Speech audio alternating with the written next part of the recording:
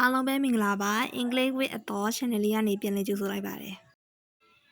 အင်္ဂလိပ်စာလေ့လာနေတဲ့အခါမှာငါတို့လေ့လာနေရပဲဘေးလေပဲရောက်နေမှမသိဘူးဆိုပြီးဖြစ်ပူပါသလားဒါကခီးတစ်ခုကိုမြေပုံမပါပဲသွားနေတယ်လို့ပါပဲ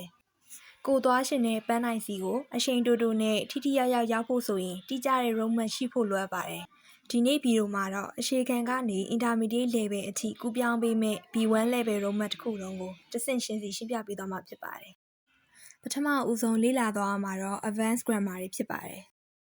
အခြေခံ tense တွေအပြင် present perfect အတိတ်ရဲ့အတိတ်အကြောင်းပြောတဲ့ past perfect အနာဂတ်မှာဖြစ်ပျက်နေမဲ့ future continuous နဲ့အတိတ်ကအလေးအထားတွေအတွက် used to would တို့ကိုသုံးသပ်ရပါမယ်နောက်တစ်မျိုးကတော့ conditionals and wishes ဖြစ်ပါတယ်ကိုယ့်ရဲ့နောင်တတွေဖြစ်ရှင်တဲ့ဆန္ဒတွေကိုဖော်ပြဖို့ second and third conditional တွေကိုလည်းသိဖို့လိုအပ်ပါတယ်ပြီးတော့ I wish if only စတဲ့ပုံစံတွေကိုလည်းသုံးသပ်ဖို့လိုအပ်ပါတယ်တစုံတစ်ခုကိုခန့်မှန်းတဲ့နေရာမှာအသုံးပြုတဲ့ model verbs တွေအကြောင်းကိုလေ့လာထားရမယ်ပြီးတော့စာကြောင်းအခြေဆက်တွေအတွက် passive voice တွေ robotic speech တွေအကြောင်းကိုလည်းနားလည်ထားရမှာဖြစ်ပါတယ်Step 2ကတော့ vocabulary and topic ဖြစ်ပါတယ်။ဝေါဟာရတွေ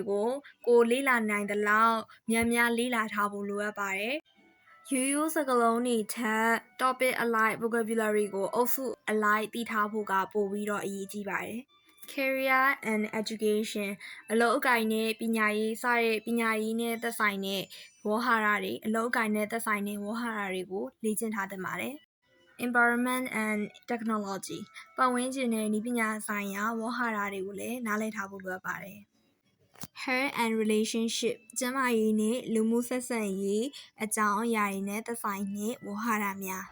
အပေါ်မှာပြောသွားတဲ့ career and education, environment and technology, health and relationship စတဲ့ဝေါဟာရတွေအပြင်ကိုနောက်ထပ်သိထားရမယ့်အရာကတော့ phrasal verb တွေဖြစ်ပါတယ်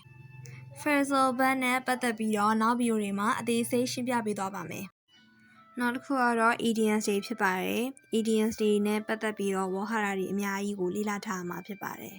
။ကဲအခုဆိုရင် roadmap အတိုင်းလေ့လာရမယ့် grammar တွေ vocabulary တွေကိုသိရှိပြီးသွားပြီဖြစ်ပါတယ်။နောက်ဆုံးအဆင့်ကတော့အသုံးချနိုင်စွမ်းဖြစ်ပါတယ်။အသုံးချနိုင်စွမ်းဆိုတာကကိုယ်တိုင်ပြန်လည်လေ့ကျင့်ခြင်းကိုဆိုလိုတာပေါ့နော် speaking practice လိုမျိုးဖြစ်ပါတယ်။ grammar တစ်ခုတည်းသိအောင်လည်းမပြီးပါဘူးအောက်ပါအခြေအနေတွေကိုရင်ဆိုင်နိုင်ရပါမယ် speaking practice ပြောတဲ့အခါမှာကိုကဘယ် topic တွေကိုဘယ်တိုင်းတာထိပြောနိုင်ပြီလဲဆိုတာကိုမူတည်ပါတယ်ကိုယ့်ရဲ့အိမ်မက်တွေကိုပြန်ပြောပြတတ်ပြီလားပုံမြင်တစ်ပုဒ်ကိုအစအဆုံးပြောတဲ့ narrating a story ကိုပြောတတ်ပြီလားဒါမှမဟုတ်တစ်ဖက်လူနဲ့အရင်ကြေသဘောထားကွဲလဲတဲ့အခါမှာအသုံးပြုတဲ့ agreeing and disagreeing စတာတွေရောပြောတတ်ပြီလားဟိုတယ်မှာတခုခုအဆင်မပြေလို့ရင်ကြေတိုင်တန်းတာအင်္ဂလိပ်လို complaining လုပ်တတ်ပြီလားဒါမှမဟုတ်ပြဿနာတွေကိုအင်္ဂလိပ်လိုမျိုးဆွေးနွေးအဖြေရှာတာမျိုးတွေရောပြောတတ်ပြီလားကျမတို့ဟာအင်္ဂလိပ်စာလေ့လာနေတဲ့အခါမှာ input နဲ့ output ဆိုပြီးတော့နှစ်မျိုးရှိပါတယ်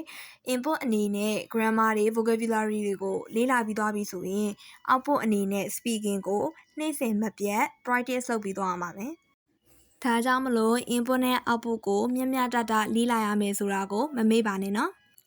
ဒီကနေ့သင်ကြားပေးသွားတဲ့ roadmap အတိုင်းလေ့ကျင့်နိုင်ဖို့ file ကို description မှာ link ထားပေးထားမှာမလို့ free download ရယူလို့ရပါတယ်နော်နောက်ထပ်ဗီဒီယိုတွေမှာလည်း grammar တစ်ခုချင်းစီအတိုင်းသီးသန့်ရှင်းပြပေးတဲ့ဗီဒီယိုတွေကိုဆက်လက်တင်သွားပေးမှာဖြစ်တဲ့အတွက် channel လေးကို like and subscribe နှိပ်ပြီးသွားပါအောင်ရှင်ဘေးနားကခေါင်းလောင်းလေးကိုလည်းနှိပ်ပြီးသွားပါအောင်နော်အဆုံးထိကြည့်ရှုပေးတဲ့အတွက်ကျေးဇူးတင်ပါတယ်